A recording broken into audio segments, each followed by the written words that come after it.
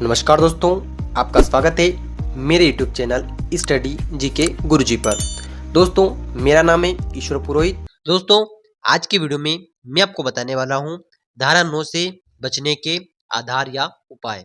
दोस्तों, इससे पहले वाले वीडियो में मैंने धारा 9 से संबंधित एक लॉन्ग वीडियो बनाया है, जिसमें धारा 9 से संबंधित जो बिंदु थे, जिसमें मैंने धारा 9 के जो मुख्य बिंदु थे, आवश्यक तत्व, अर्थ, प्रक्रिया, सबूत का भार, इन सभी चीज़ों को दोस्तों मैंने उस वीडियो के माध्यम से स्पष्ट किया है और धारा 9 को अच्छे से समझाया है।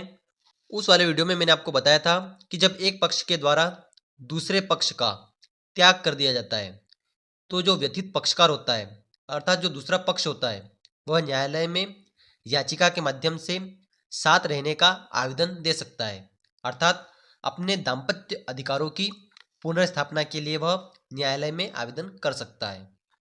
आज की वीडियो के माध्यम से मैं आपको ये बताने वाला हूँ कि जब सामने वाला व्यक्ति साथ रहने के लिए आवेदन लगाता है या धारा 9 का आवेदन लगाता है दाम्पत्य अधिकारों की पुनर्स्थापना के लिए, तब दोस्तों आप जो हैं प्रतिवादी होते हैं, सामने वाली पार्टी होते हैं, आपको उस याचिका में किन आधारों पर आप अपना बचाव ले सकते हैं, उन उपायों को आज हम जानने वाले हैं। दोस्तों, यदि आपने अभी तक वह वीडियो नहीं देखा है तो जल्दी से जाकर आप वह वीडियो देख लीजिए, जिससे आपको धारा 9 को समझने में आसानी होगी।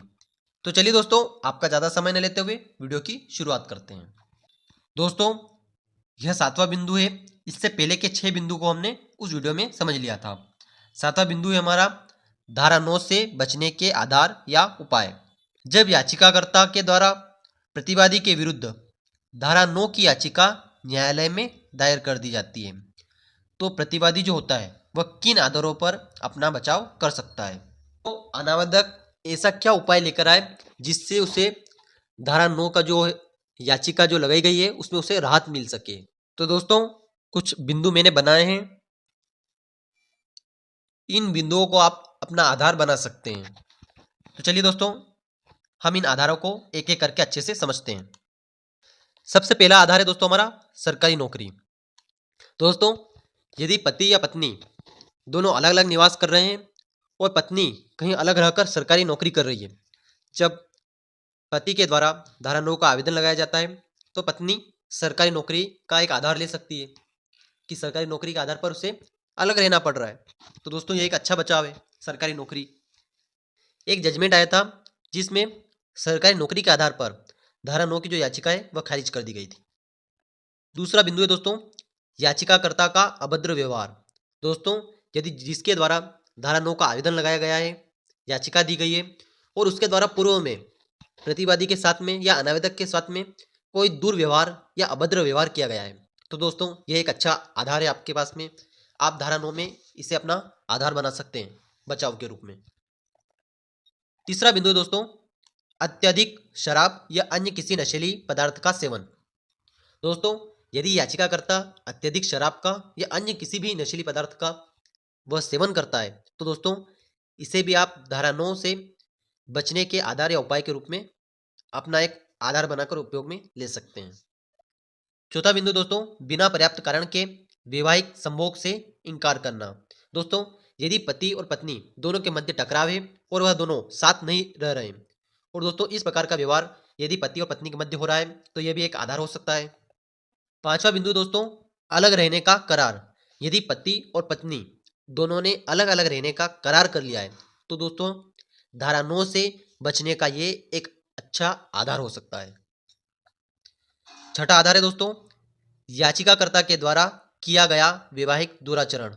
यदि दोस्तों याचिकाकर्ता ऐसा कोई कृत्य करता है जो उसे अपने वैवाहिक जीवन में नहीं करना चाहिए था, जो वैवाहिक दुराचरण की श्रेणी में आता है, तो दोस्तों यदि ऐसा कोई व्यवहार याचिकाकर्ता के द्वारा किया जाता है, तो सामने वाला पक्ष इसे अपने आधार के रूप में उपयोग में ले सकता है और धारा 9 में अपना अच्छा बचाव कर सकता है।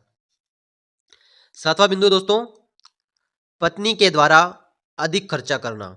दोस्तों, यह भी बचाव है जो पति की आर्थिक स्थिति तथा उसके भविष्य को प्रभावित करती है।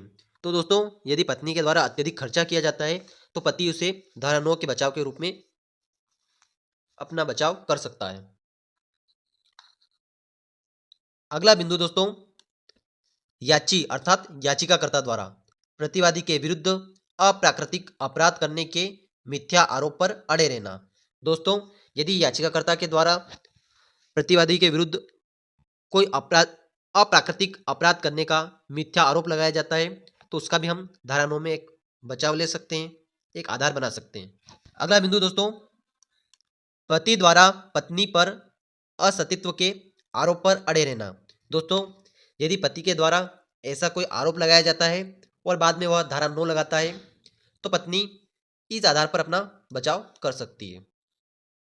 अगला बिंदु दोस्तों, क्रूरता के समकक्ष व्यवहार करना।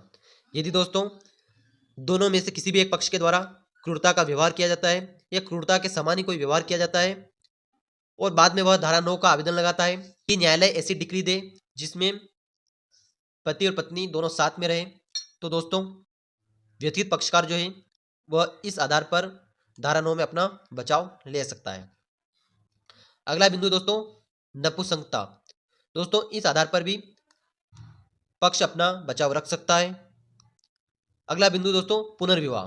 दोस्तों, यदि दोनों में से किसी भी पक्ष के द्वारा पुनर्विवाह कर लिया जाता है या अपना दूसरा साथी चुन लिया जाता है, तब याचिकाकर्ता यदि धारा 9 लगाता है तो अनावेदक अपना यह बचाव ले सकता है कि याचिकाकर्ता के द्वारा पुनर्विवाह किया गया है या दूसरे साथी को चुन लिया गया है।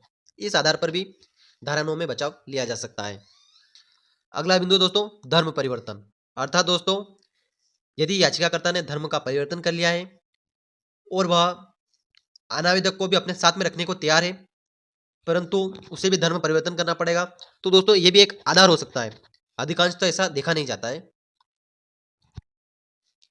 अगला बिंदु दोस्तों, याचिकाकर्ता अर्थात याचिका इस प्रकार से अस्वस्थ हो जाना कि यह संभावना हो कि वह प्रतिवादी को मारने पीटने पर आमादा हो जाए।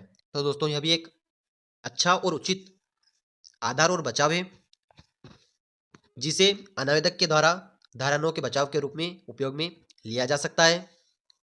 अगला बिंदु दोस्तों, याचिका किसी गंभीर जानलेवा संक्रमित रोग से पीड़ित होना जिसके संपर्क में आने से प्रतिवादी को नुकसान हो सकता है। तो दोस्तों इस बिंदु को आपको सिद्ध करना होगा। यदि ऐसा है और इसका आप बचाव ले रहे हैं तो इसे आपको सिद्ध करना होगा। और आजकल ऐसी कोई संक्रमित रोग होता नहीं है जो अधिक समय तक बना रहे, तो इस आधार पर आपको एक कमजोर बचाव है, फिर भी आप इसे एक बचाव के रूप में उपयोग में ले सकते हैं। दोस्तों यदि आप इन सभी आधारों के द्वारा धारा 9 में अपना बचाव करते हैं तो हो सकता है धारा 9 में आपको काफ़ी राहत मिल सके।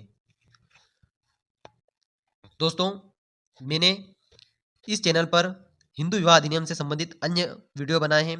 यदि दोस्तों आपने अभी तक वह वीडियो नहीं देखे हैं तो प्लेलिस्ट में जाकर वह सब वीडियो देखिए। धारा 9 और तलाक, हिंदू विवाह अधिनियम आदि से संबंधित महत्वपूर्ण वीडियो है। तो आशा करता हूं दोस्तों आपको आज का टॉपिक अच्छे से समझ में आ गया होगा। यदि दोस्तों अभी भी आपको कुछ डाउट है या कुछ सुझाव है तो आप कमेंट में बता सकते हैं। दोस्तों यदि वीडियो अच्छा लगा हो तो वीडियो को लाइक करें, कमेंट करें और वीडियो को अधिक से अधिक शेयर करें।